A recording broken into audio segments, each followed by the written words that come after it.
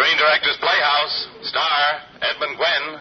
Production, Miracle on 34th Street. Director, George Seaton.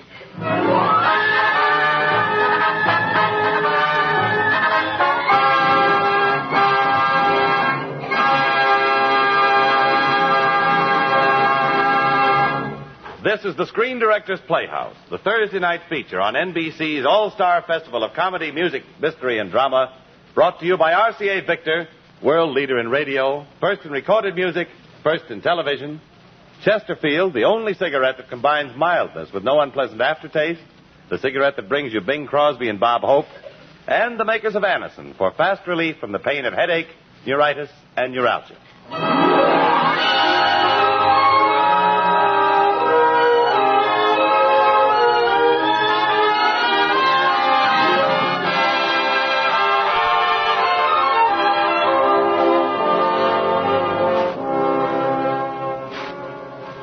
The Hollywood Screen Directors present the Christmas party for the 500 special girls and boys gathered here in our studio, and for children of all ages everywhere. We present the delightful motion picture Christmas story, Miracle on 34th Street, starring Edmund Gwenn in his original Academy Award-winning role of Kris Kringle.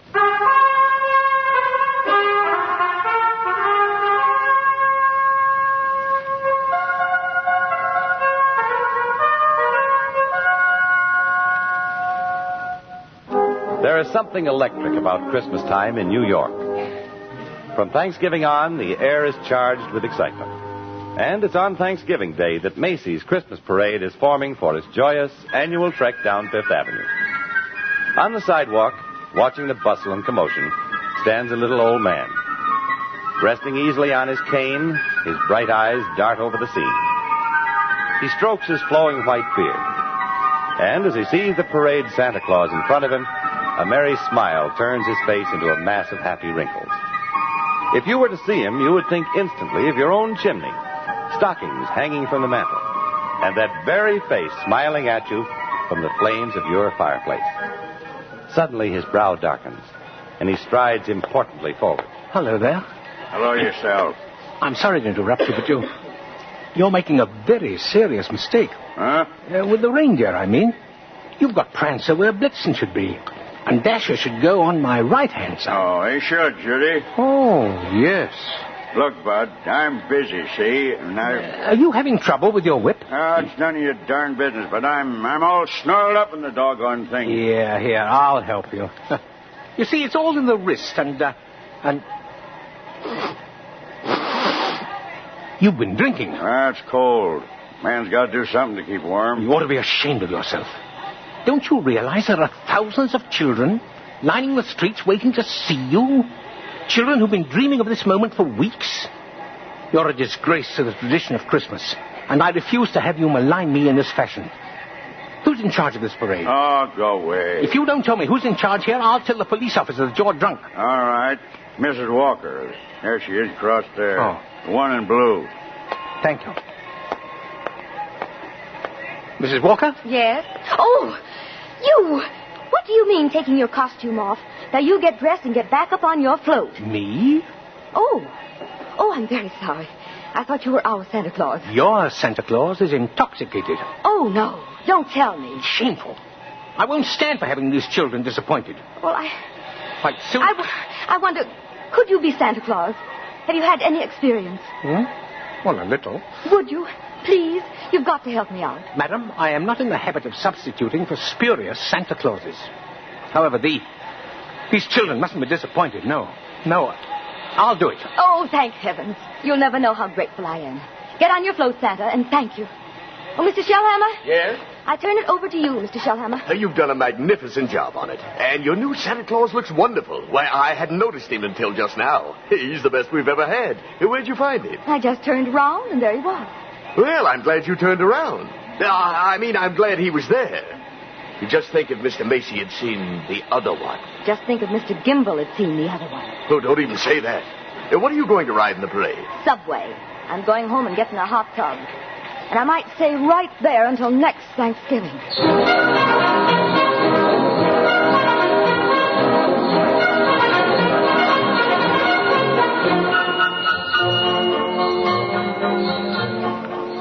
Susan, look at the parade.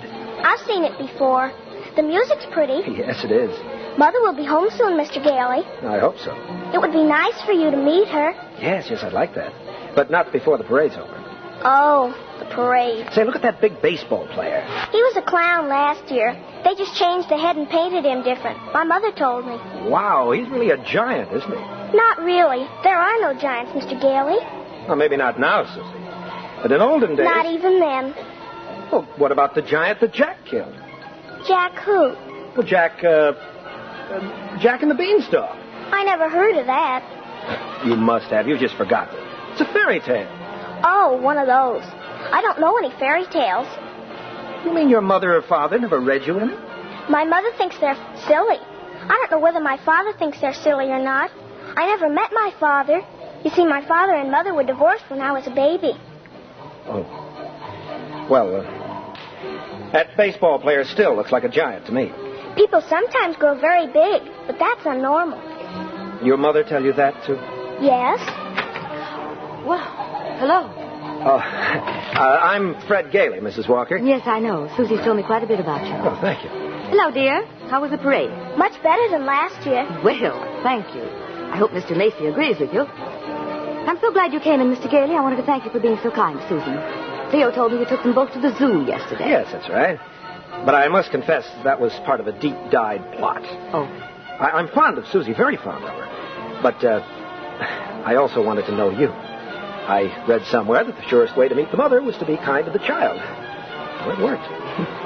What a horrible trick. The parade's almost over. Mother, here comes the Santa Claus. Oh, don't even mention the name. He's better than last year's. At least this one doesn't wear glasses. I see she doesn't believe in Santa Claus either. No, of course she doesn't. No Santa Claus, no fairy tales, no fantasies of any kind. Is that it? That's right. I think we should be realistic and completely truthful with our children. And not let them grow up believing in a lot of myths and legends, like Santa Claus, for example. I see. Yes. Well, Mrs. Walker, I'm so glad to have met you at last. I do hope you'll let me drop in again. Mother. Yes, dear? I was thinking, we've got such a big Thanksgiving turkey for dinner, and there are only two of us. Couldn't we invite Mr. Gailey? Couldn't we? Well, dear... Oh, please, don't even think about it. It's an awful big turkey. Well, it's not that, dear, but I'm sure Mr. Gailey has other plans. No, he hasn't. He said so, and he told me to ask you. Oh, dear. Didn't I ask all right, Mr. Gailey? Dinner's at 3 o'clock. Thank you. Thank you very much.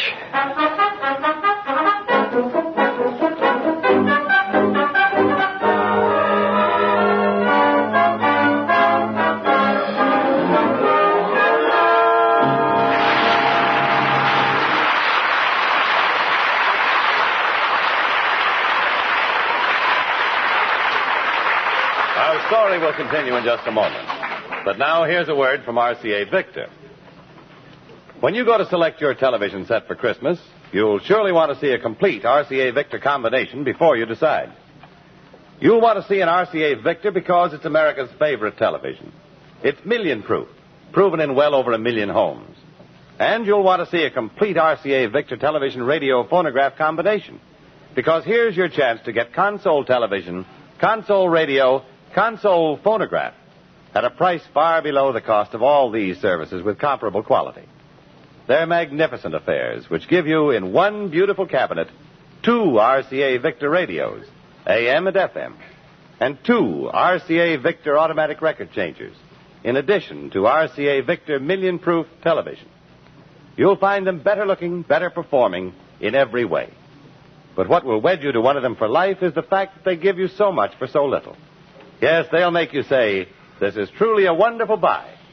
Remember, see your RCA Victor dealer for a million-proof television combination tomorrow.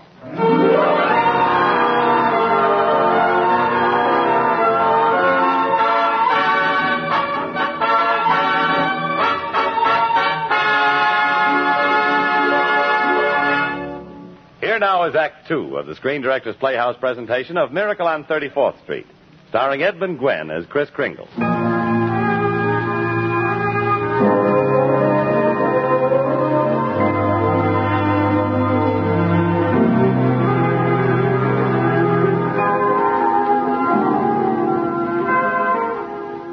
Thanksgiving Day is over.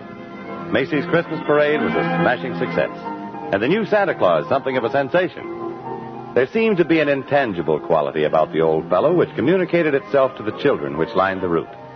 Mr. Shellhammer has persuaded him to come down to the store the next morning and try his hand in the toy department. As we look into the employees' locker room, we find Chris in a magnificent Santa Claus costume just pulling on his boots. Good morning, good morning. Morning. My, what a striking costume. Did we provide you with that? Oh, no. I've had it for years and years. I see. Well, before you go up on the floor, I want to give you a few tips on how to be a good Santa Claus. Well, go right ahead. Well, here's a list of toys we have to push. You know, things that we're overstocked on. Oh. Now, you'll find that a great many children will be undecided as to what they want for Christmas. When that happens, you immediately suggest one of these items. Eh? Understand? I certainly do. Good. Now, you memorize this list, and when you finish, come up to the 7th floor. I'll be waiting for you. Don't be too long now. Imagine making a child take something he doesn't want just because a man like that bought too many of the wrong toys.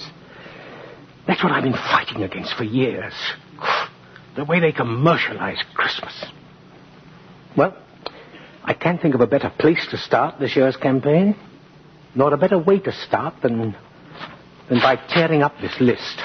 Oh. There. I feel better already. Yes.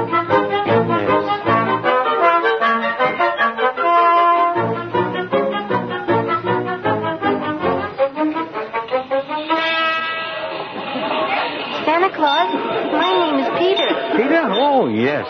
Peter's a fine name. And what do you want for Christmas, Peter? I want a fire engine, just like the big one's, only smaller. That's got real horses, and it'll squirt real wet water. And I won't do it in the house, just in the backyard, and cross my heart and hope to die. Oh, well, Peter, I can tell you're a good boy. You'll get your fire engine. Oh, thank you. Thank you very much. See, Mom, I told you he'd get me one. Well, yes, dear. Now, you run over and look at the toys. Mommy wants to thank Santa Claus, too. Okay. What do you mean by saying a thing like that? You saw me shake my head at you. I was trying to tell you I couldn't find one. I looked all over. They're just not making that kind of fire engine. Now, you don't think I'd have said that unless I was sure, do you? Let's see what my little book says. Huh? Now, here we are. The Acme Toy Company at 246 West 26th Street.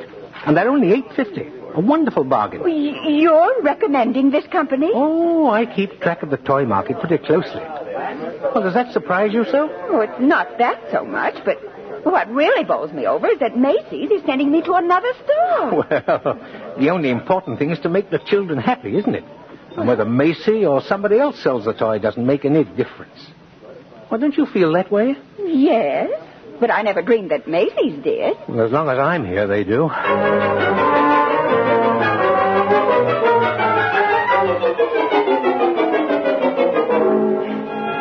Now, you'll find just what you want at FAO Schwartz, $6.75.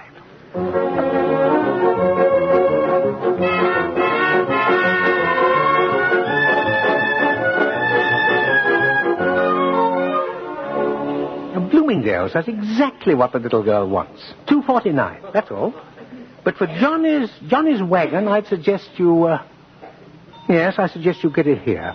We have the best wagons in town.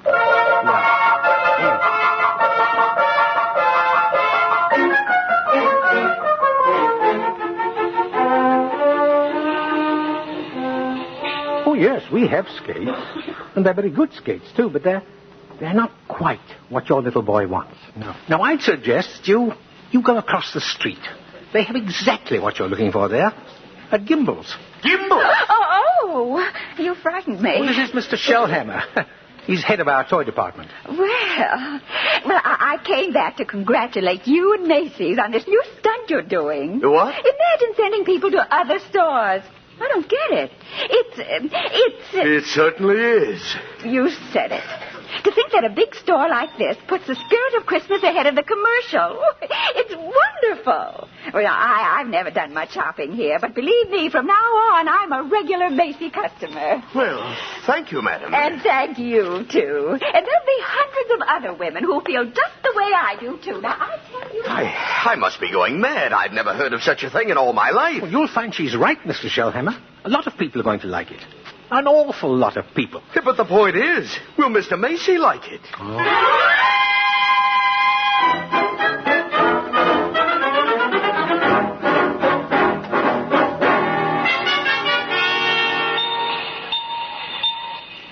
Like an awful silly thing for us to be doing, Mr. Gailey. Well, I thought as long as we were in the store, you might as well say hello to him. Why? Because maybe when you talk to him, you'll feel differently about Santa Claus. Maybe. Hello, young lady. Would you like to come up and sit on my lap? No, thank you. No? What's your name? Susan Walker. What's yours? Mine, Kris Kringle. I'm Santa Claus. Ha. Oh, you don't believe that, do you? Nope. You see, my mother is Mrs. Walker, the lady who hired you.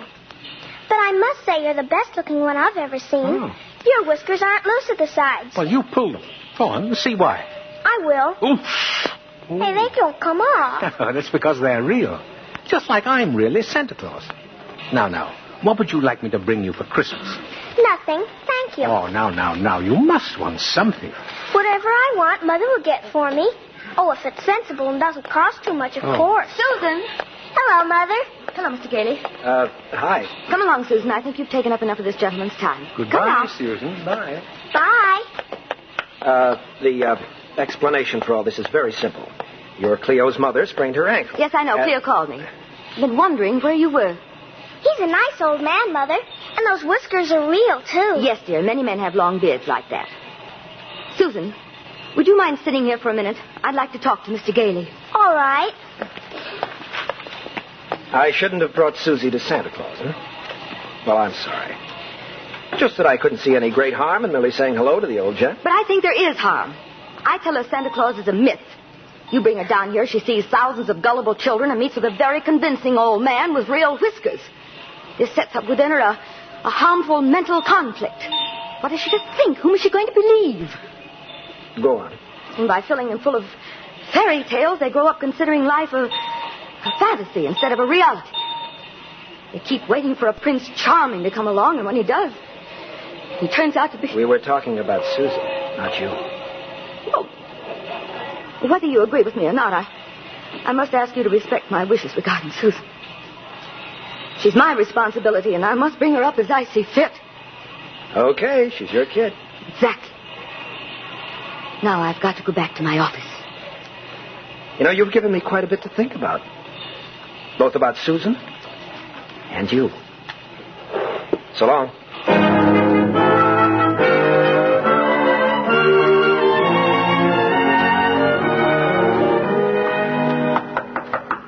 Come in.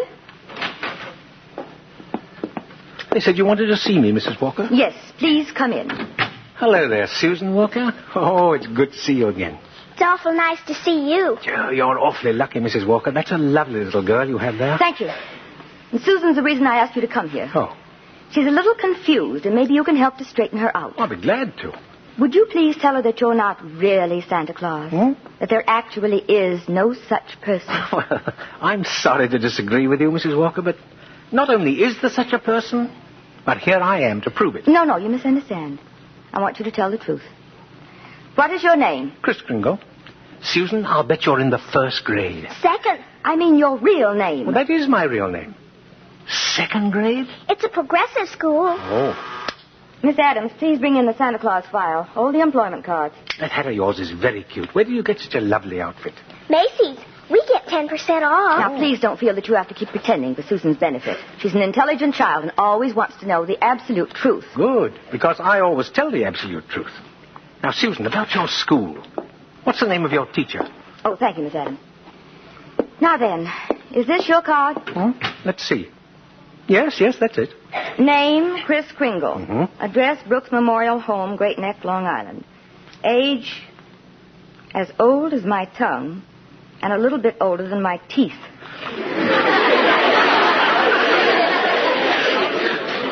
Susan, dear, you go in and talk to Miss Adams for a few minutes. I'll be right with you. All right. Goodbye. Goodbye, young lady. Hope to see you again. Thank you. I hope so, too. I'm sorry, Mr. Kringle.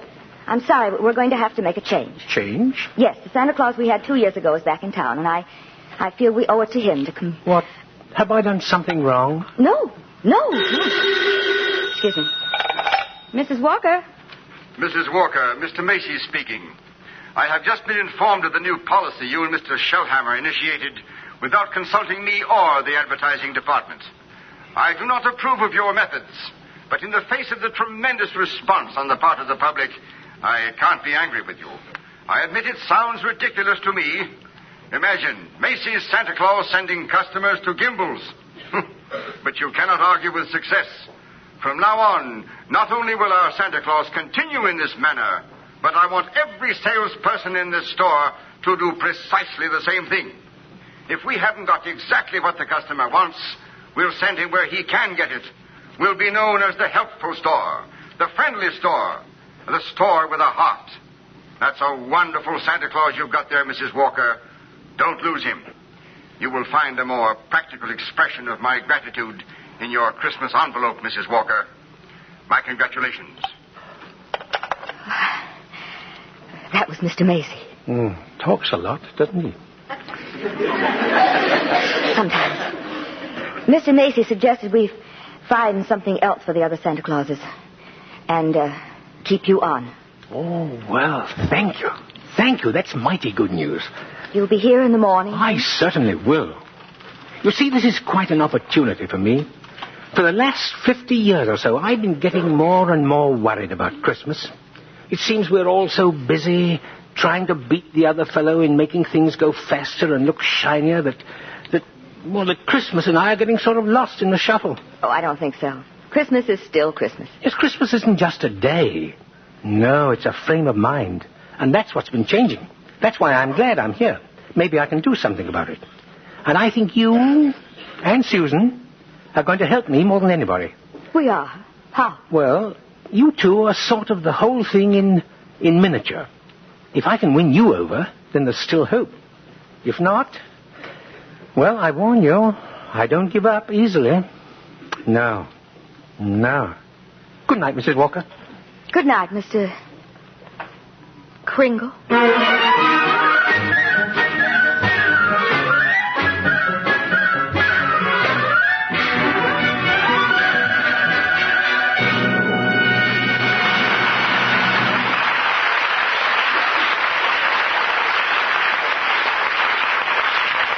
And now, folks, let's eavesdrop on Bing Crosby and Bob Hope in their dressing room, discussing their sponsor. The Chesterfield people are wonderful to work for. Well, Chesterfield didn't hire us for radio alone, you know. We got to do a lot of personal work for the firm. That's right. We're here in San Francisco on a very special mission. I'm working the mural room at the St. Francis, and Bob is cigarette girl at the top of the mark.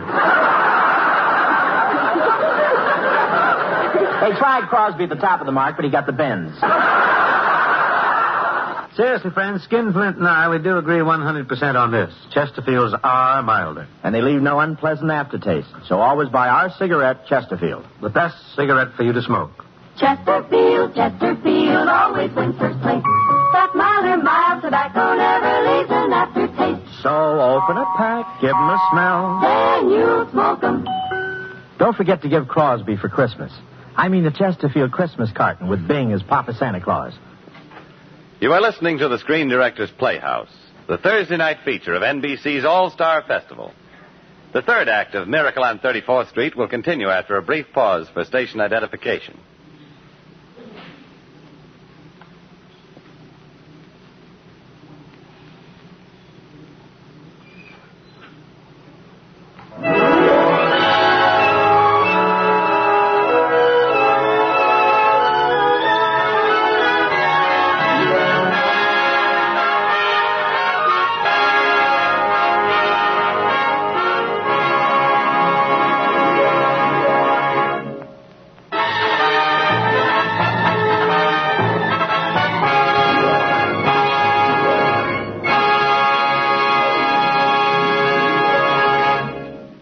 Now for the third act of the Screen Directors Playhouse presentation of Miracle on 34th Street, starring Edmund Gwenn in his original role of Kris Kringle.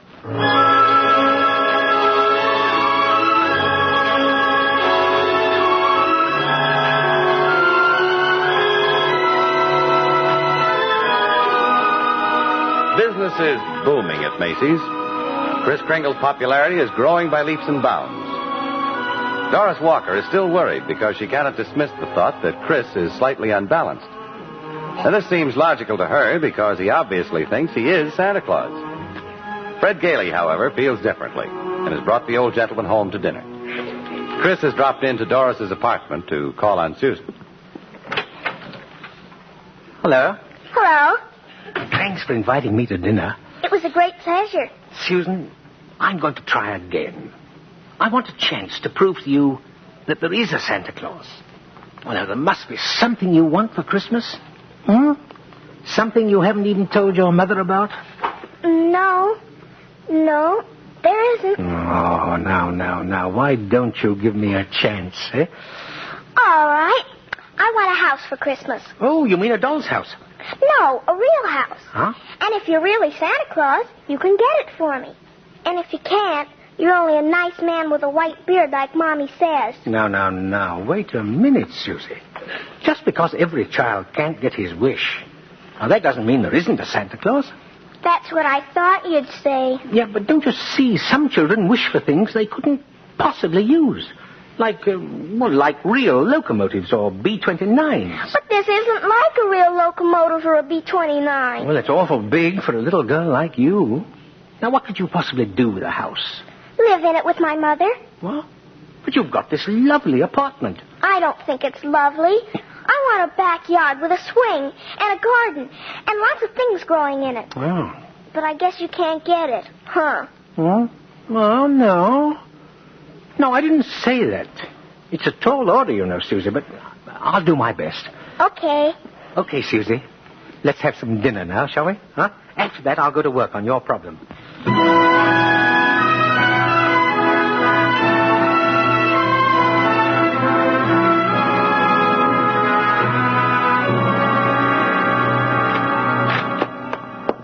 Good morning, Mr. Sawyer.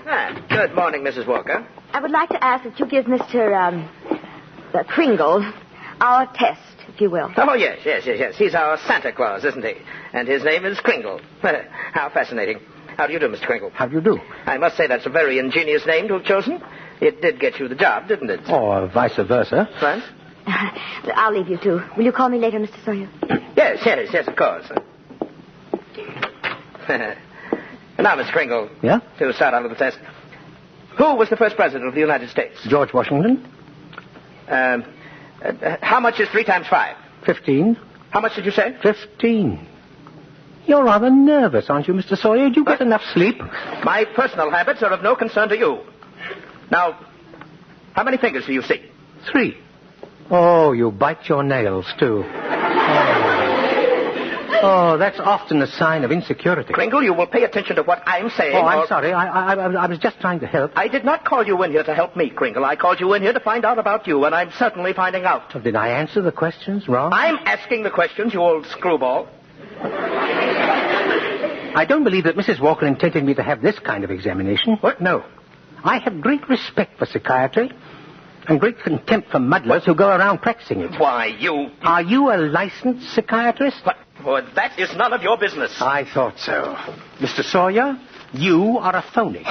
You ought to be horsewhipped. How dare you? Now, you leave this office immediately. I shall, but before I do, you listen to this. Now, either you stop analyzing, as you call it, at once, or I'm going to tell Mr. Macy what a contemptible, malicious fraud you are. You get out of here before I throw you out. I wouldn't try that. Get out of here. There's only one way to handle a man like you. You won't listen to reason. You're heartless. You have no humanity. Are you going to leave? Yes. There's only one way to handle your kind. My cane, if you please. Thank you. Oh! Good day, Mr. Sawyer.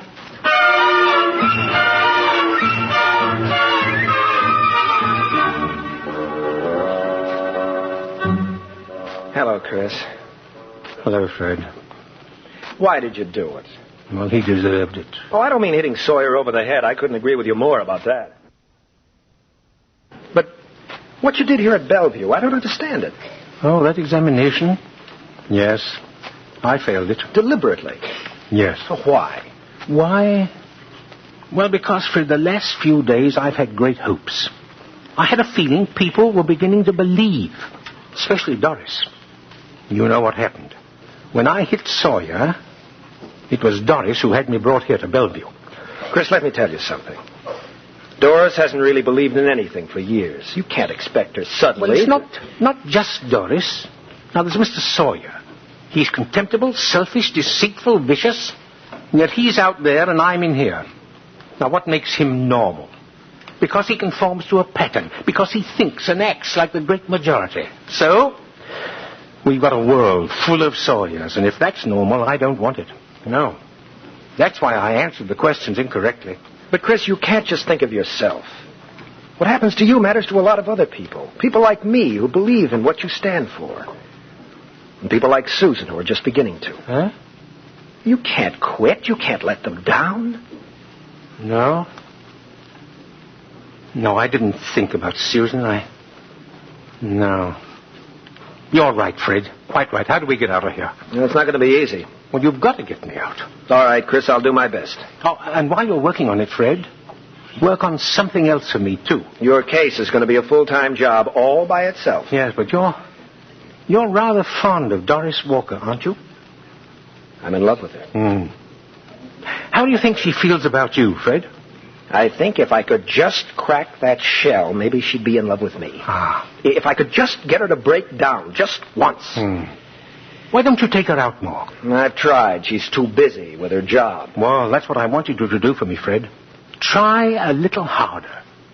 You know, those two are a couple of lost souls, and it's up to us to help them. Now, I'll take care of Susie if you'll take care of her mother. It's good enough for me, Chris. One more thing. What? Do you like living in Manhattan? It's all right, I suppose. Of course, someday I'd like to get a house out on Long Island. Not a big place, just one of those junior partner deals around Manhasset, you know? Yeah.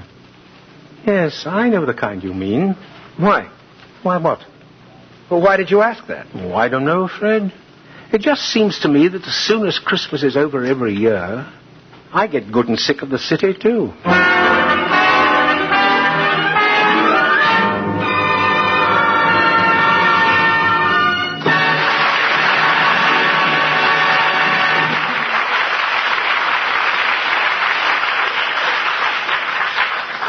Every day you hear more and more about an incredibly fast way to relieve the pains of headache, neuritis, and neuralgia.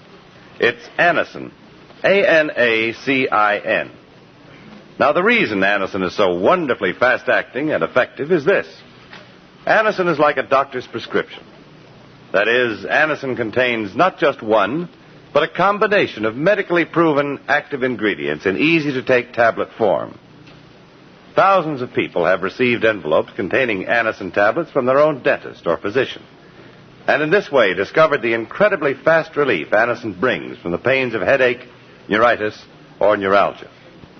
So the next time a headache strikes, take Anacin. A-N-A-C-I-N. Anacin in handy boxes of 12 and 30. Economical family-sized bottles of 50 and 100. Ask for Anacin at any drug counter.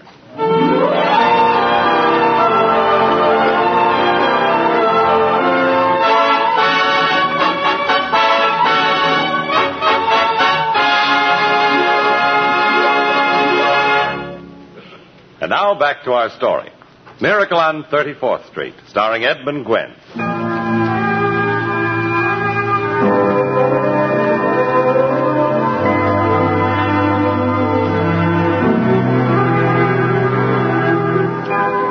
So, with Christmas right upon us, Kris Kringle is in Bellevue, with a competent authority of psychiatrists judging him insane. At any moment, papers of commitment will be put through the New York courts, which will keep Kris committed permanently. Fred Gailey has managed to file his claim for a formal hearing.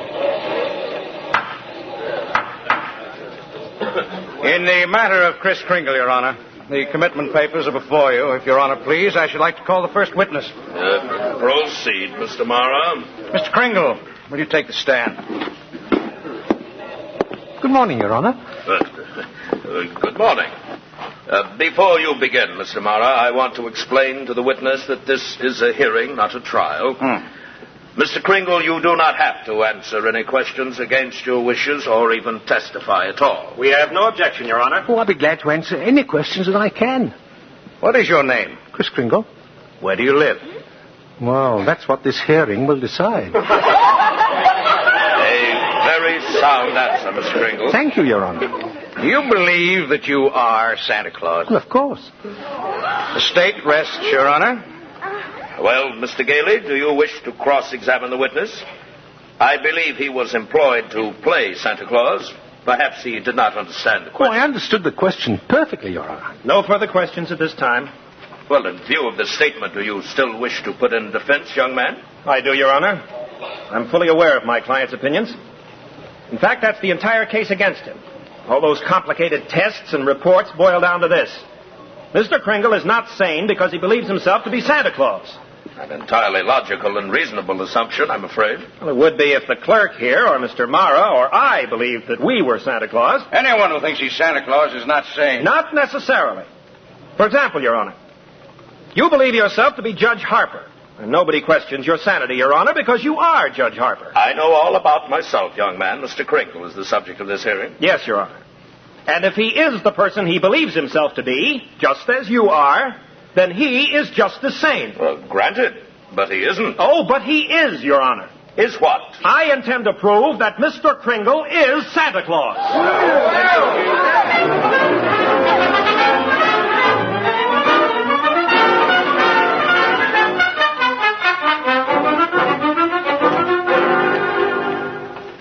Doris. Well, hello. Well, I'm glad you're home. I read the paper, Fred. You're not serious about this. Of course I am. But you can't possibly prove that he's Santa Claus. Well, why not? He made Macy and Gimble shake hands, didn't he? That was impossible, but it happened. I'd like to know what your firm thinks about this. They are saying that I am jeopardizing the prestige and dignity of an old established law firm. And either I drop this impossible case immediately, or they will drop me. The old buzzards. Well, I guess that's that. Yep. They left me no choice. So I quit. Fred, you didn't. Of course I did. I can't let Chris down. He needs me, and all the rest of us need him. Look, darling, I love Chris, too. He's a kind, wonderful old man, and I admire you for wanting to help him. But you've got to be practical. You can't throw your career away because of sentiment. I'd like to prove something to you. And I can, too. Turn on the radio. Why? Because I want to show you what's happened lately with sentiment. It's become darn good business. It's all over the place. Everybody's doing it. Here it comes now. Listen. The car of the year is a good car. Please don't misunderstand. There are many good cars. They're higher priced and lower priced. If you'll bring us an idea of your requirements, we'll tell you very honestly whether we think ours is the car for you. If not, we'll recommend cheerfully the car you should have regardless of who makes it. You hear that? A year ago, that company would have killed themselves before okaying copy like that. And what's happening? They're doing the biggest business in their history. You can blame that on Chris. Yes, I know, but... Do you realize that a little old man that I'm defending is responsible for all those commercials? You know what he's done for the industry of this country? Maybe it's because public response has made it impossible for advertisers to be anything but generous, but it's his fault. He started the whole darn thing. But you can't toss everything out the window because of a sentimental whim. Darling, one experience doesn't make a life. You've got to have faith. It's not a question of faith. It's just common sense, Fred. Faith is believing in things when common sense tells you not to. And I guess these last few years you've developed too much common sense. And yet with all my common sense, I was just beginning to think it would work out for us. So was I. But... Can I help you with the tree? Thanks, I can do it. Well, good night. Good night.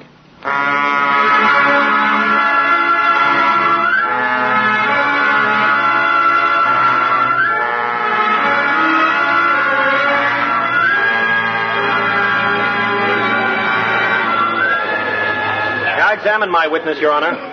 Proceed, Mr. Gailey. Thank you. What is your name, sir? R.H. Macy.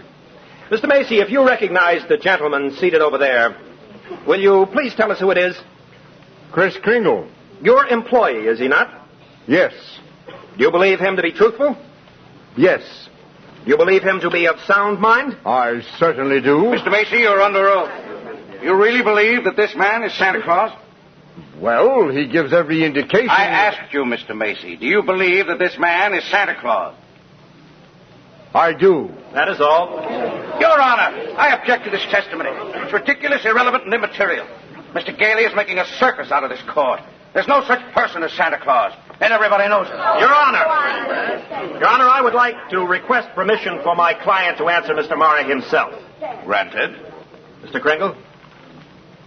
Mr. Mara, I submit that what you have just said is a matter of opinion. Can you offer any proof that there is no Santa Claus? No, I do not intend to. This is not a nursery. This is the New York State Supreme Court. I'll not waste this court's time with such childish nonsense. Well, I don't mean to be presumptuous, but Mr. Mara seems to have appointed himself judge here, Your Honor. He's now ruling on what testimony I am introduced. Your Honor, I demand an immediate ruling from the court. Is there or is there not a Santa Claus? The court will take a short recess to consider the matter.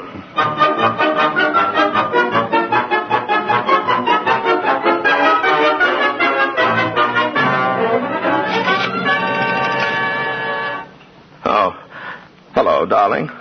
Have you been listening to the broadcast of the trial? Yes, I'm in my chambers. Oh, I've never been in such a dilemma. Why? Well, listen, if I go back in there and rule there is no Santa Claus, we'd both better start looking for that chicken farm right now. No, I won't even get in the primaries. What? Oh, stop. Listen, the reason I'm a responsible judge. I've taken an oath. How can I seriously rule there is a Santa Claus? What will happen? Well, I'll tell you. I rule there's no Santa Claus. The kids read about it. They don't hang up their stockings. So what happens to all the toys that were supposed to be in the stockings? Nobody buys them. You think the toy manufacturers are going to like that? So they have to lay off a lot of employees, union employees. Now you've got the CIO and the AFL against you. The department stores are going to love you, too, and the Christmas card makers, the candy companies. Oh, honey, listen, as sure as you're my wife, if I do this, I can count on getting just exactly 3 votes at the next election. Our own and that district attorney, Mara's out there. Oh, and I just happen to remember that Mara's a Republican. Well, recess is over, my sweet. Career, too, maybe. I'll call you later.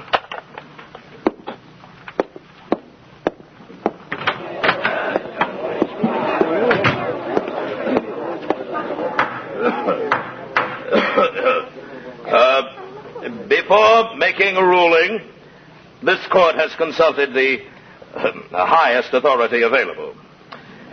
The question of Santa Claus seems to be largely a matter of opinion. Many people firmly believe in him. Others do not.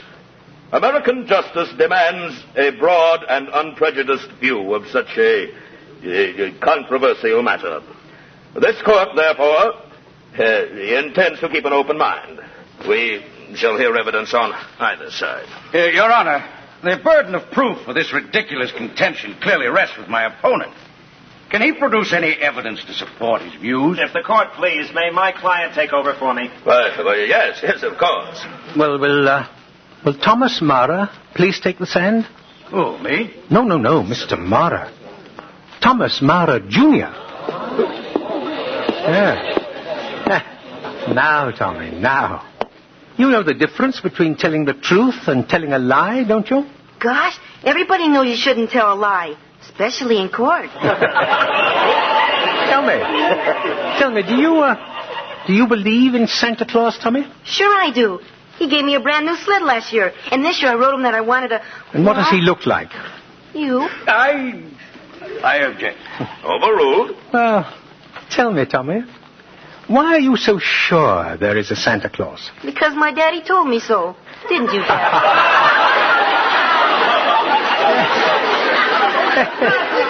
Yes, and you believe your daddy, don't you, Tommy? Huh? He's a very honest man. Of course he is. My daddy wouldn't tell me anything that wasn't so. Would you, Daddy? Thank you, Tommy. Thank you, that's all.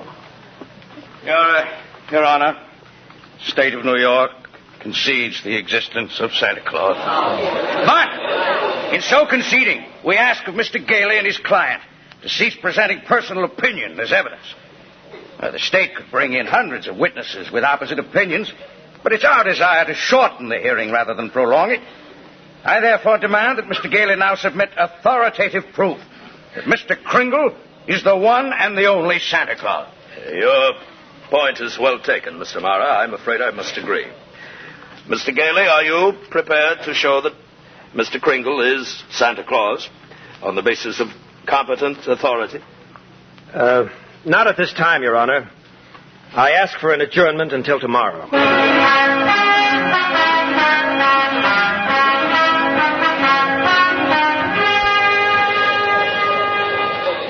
Morning, Chris. Morning, Fred. I'm afraid it's bad news, Chris. I've tried every way to get some competent authority. I wired the governor, the mayor. Never mind, Fred. Now, this letter means more to me than all the governors and mayors in the world. Who's it from? You read it. No time now. They're ready to start. Well, let me read just a bit of it. All right, go ahead. Well, listen, Fred. And I want you to know, Mr. Kringle, that I believe all you told me and everything will turn out fine. I hope you are not sad. Yours truly, Susan. Oh, P.S. Dear Mr. Kringle, I believe in you, too. Doris. So, our two lost souls have found themselves, huh, Chris? A little late for you, though. Oh, I don't matter, Fred. They finally found Faith. That's really important. Here, take a look at the envelope. Why? Well, see how it's addressed? Yeah, let me look at that. Yeah. Chris Kringle, New York County Courthouse, Center and Pearl Streets, New York City. Yes, and I have two other letters from children here, Fred. That just address Santa Claus. But I got them. Are you ready, Mr. Mara? Yes, Your Honor. Mr. Gailey? My client will speak for himself, Your Honor. I'm going to make a quick phone call, Chris. Go ahead, son. I've got an interesting book here. Your Honor, the defense has yet to bring in one concrete piece of evidence to substantiate this preposterous claim. Not one competent authoritative proof that this man is Santa Claus. On view of these facts, and especially since today is Christmas Eve, we're all anxious to get to our homes, I ask that you sign the commitment papers without further delay. Mr. Kringle, haven't you anything to offer? Yes, I have, Your Honor. I should like to submit some facts in evidence. They concern the Post Office Department, an official agency of the United States government.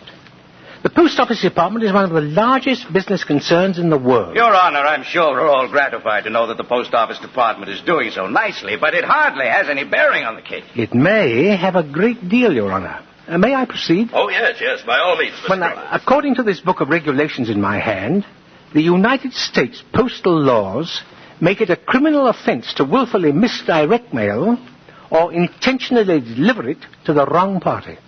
Consequently, the department uses every possible precaution. Your Honor, the state of New York is second to none in its admiration of the Post Office Department. We're happy to concede all of Mr. Kringle's claims. For the record? Yes, for the record. Anything to get on with this case. Then may I introduce these two letters as evidence, Your Honor? They are simply addressed to Santa Claus.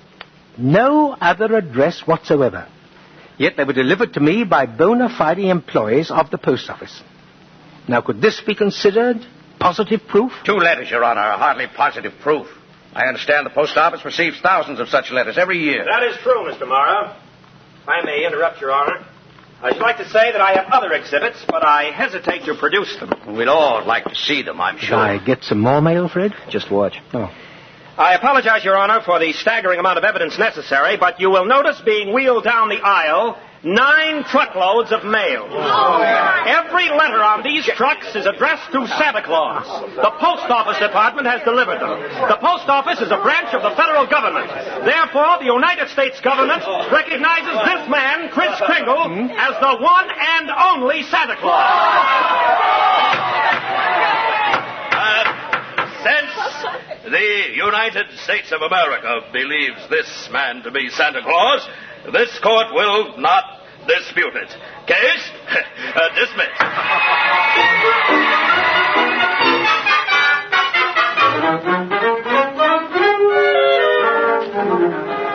I got your note, Doris, in court.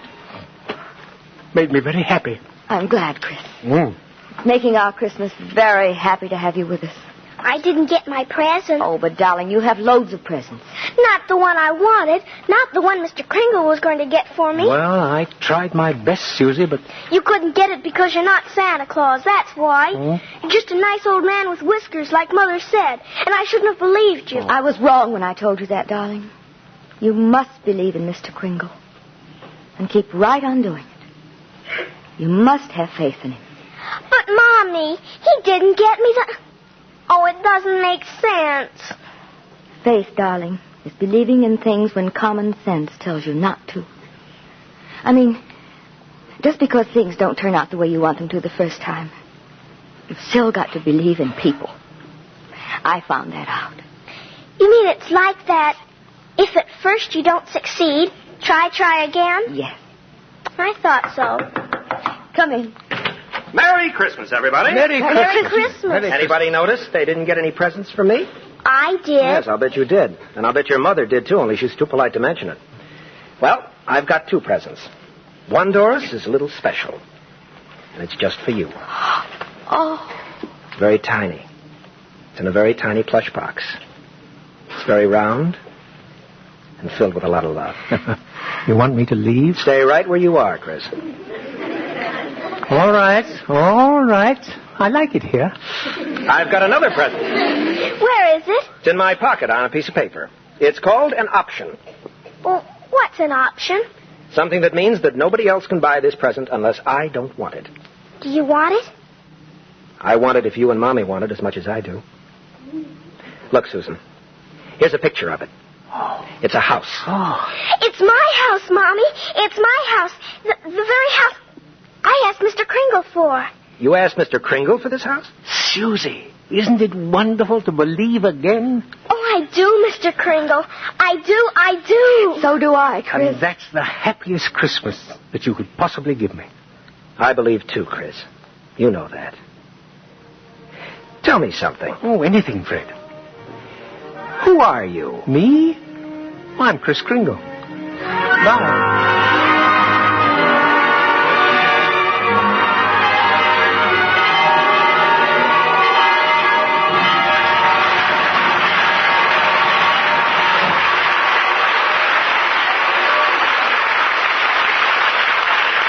Chris Kringle will return in just a moment with our guest director, George Seaton. But now, here's what happens when Bing and Bob meet on a shopping tour. Here we go. Where you been, genius? In some corner drugstore getting your kicks at the comic book counter? No, I was at the prescription counter admiring your picture on the iodine bottle.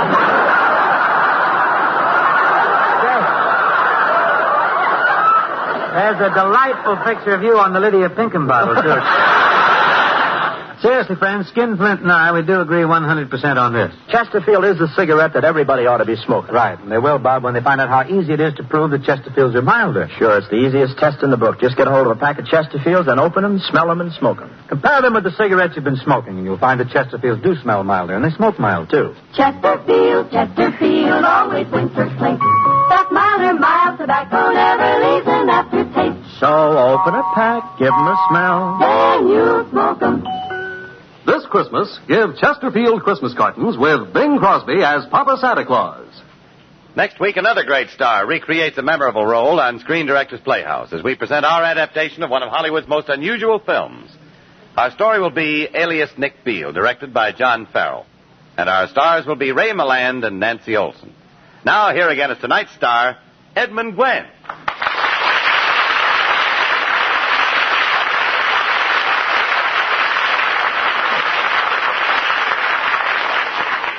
Well, thank you. Thank you very much. Our play, you know, isn't really over. It's true that the pages of our script have been acted out, but that's scarcely the end of Chris Kringle, is it? No. Anyway, not for the 500 girls and boys in our studio audience tonight. No, and not for you either, I expect. That's because the old duffer is completely timeless. And although this particular Chris Kringle doesn't seem to have any end, he did have a beginning. Yes, he began on the screen with one of Hollywood's most brilliant writer-directors. I'd like to introduce him to you now. The creator of Miracle on 34th Street and of such other films as Apartment for Peggy, The Big Lift, George Seaton. Thanks, Teddy.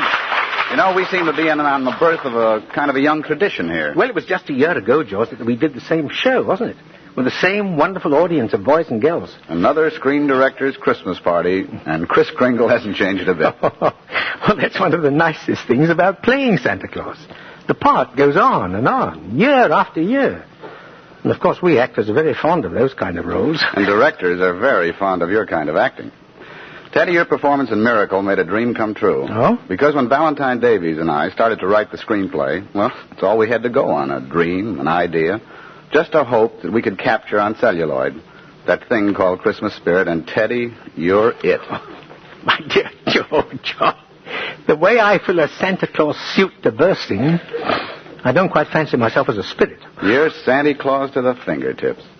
And you've got an assignment. What, to give a performance? To give out the gifts that NBC is giving to these 500 youngsters. Oh, I'll accept that assignment, yes. You'll help, Mr. Director? I'll help, Mr. Actor. Good. Then since I'm still Kris Kringle, I'm really the most appropriate one to wish the audience a Merry Christmas. From all of us on the Screen Directors Playhouse. May it bring you the most precious gift of all. Happiness. Good night.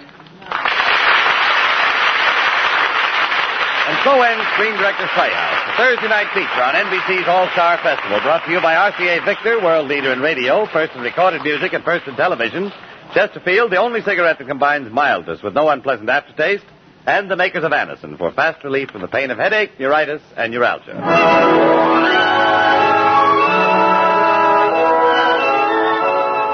Miracle on 34th Street was presented through the courtesy of 20th Century Fox. Watch for Richard Widmark in the 20th Century Fox Technicolor production Halls of Montezuma. Edmund Gwenn may currently be seen in the 20th Century Fox productions Mr. 880 and For Heaven's Sake, which George Seaton has directed. Included in tonight's cast were Lorene Tuttle as Doris, David Ellis as Fred, Gail Bonney, Joan Ray, Bill Conrad, Ralph Moody, Herb Rawlinson, Joel Nestor, and Jack Moyles. Miracle on 34th Street was adapted for radio by Nat Wolfe. The Screen Directors Playhouse is produced by Howard Wiley and directed by Bill Karn. This is Jimmy Wallington speaking and inviting you to listen again next Thursday when we present Ray Milland and Nancy Olson in Alias Nick Beale with Screen Director John Farrell.